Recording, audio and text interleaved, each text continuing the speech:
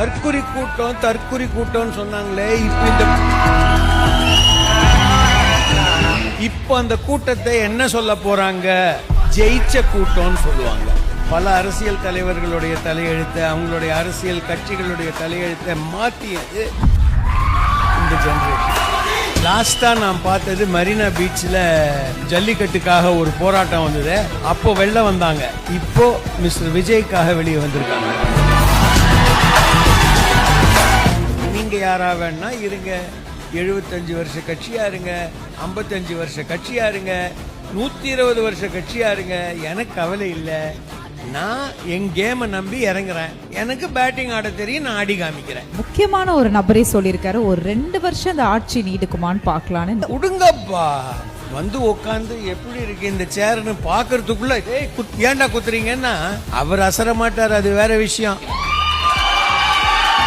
1,75,00,000 பேர் எனக்கு ஓட் போட்டாங்கடா, அதை நீ மாத்த முடியாதுடா. அதே லுக்.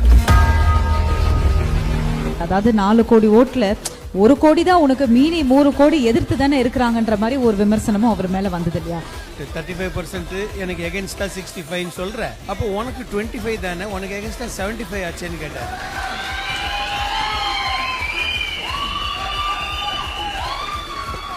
ரன்னிங் ரேஸ் வந்துட்டு யார் முதல்ல வந்து வைக்கிறானா அவன் தான் ஜெயிச்சான். பின்னால இருக்கிறவன் அரை செகண்ட் இருக்கலாம், பட் நீ நம்பர் 2 தான்மா, மெடல் இவனுக்கு தான். போக்கர் ஃபேஸ் எல்லாம் இப்படியே பார்த்துட்டு இருக்காப்ல.